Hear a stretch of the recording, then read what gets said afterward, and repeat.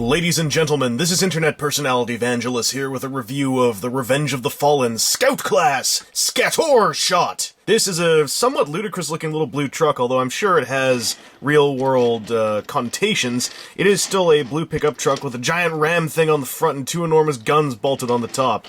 It rolls! I do like how it looks, though. It's got a lot of surface detail that, at first glance, might not seem like much, but actually impressed me more than I expected once I popped him open. So size-wise and in terms of his silhouette, he does have a lot in common with a former predecessor named Scattorshot. And if we dial things back just a little bit less to a somewhat larger scale, we can also see that he's a little bit diminutive next to the larger blue Scattorshot. They are all blue, though, and they all have a lot of guns. One of them just clanked against the camera. So this Scattorshot carries on the fine tradition of his family line.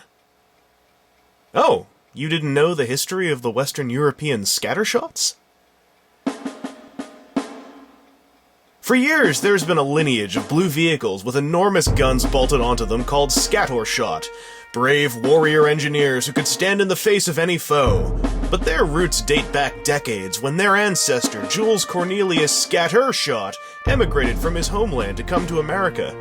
In order to hide his cultural roots, he changed his surname from Scattorshot to Scattorshot, married a small blue truck, and the rest was history. Anyway, let's transform him. This is a satisfying and quick process.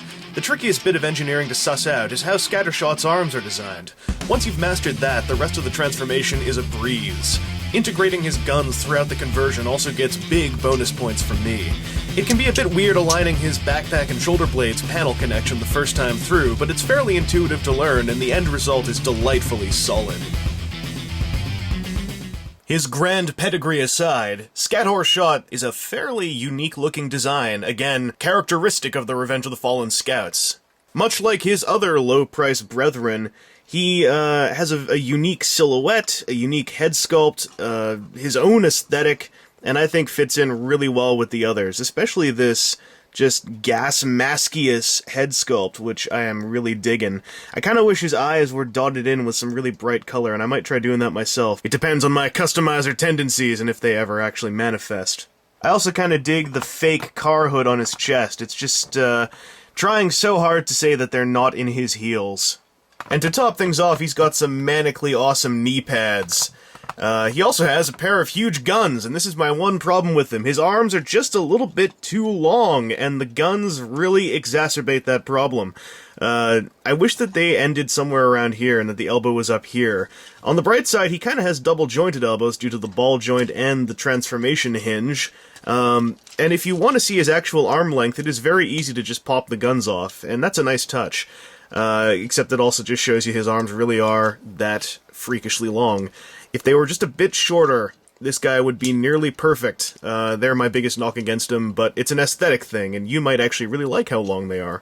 Outside of that, he's got a waist joint, a ball-jointed head, although it's kind of hard to get your fingers in there to manipulate his cranium.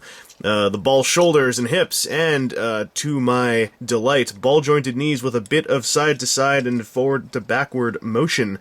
So you can really give him a solid stance. These are not wasted ball-jointed knees. They are very well done and implemented. His posability overall is adequate. His elbows are just a little bit limited. Not so much limited in posability, but limited in how smooth they look when bent. That aside, though, I love his look. He's got just a little bit of a backpack here. It's a bit of a hump, but aesthetically it's carried off really well, especially with exhaust pipes on the top. And this guy, I didn't expect much from him. In the pictures, I thought he looked kind of doofy, and I kind of bought him more so because I've been buying all the Revenge of the Fallen Scout molds, and he did not disappoint, and in fact, kind of was a pleasant surprise.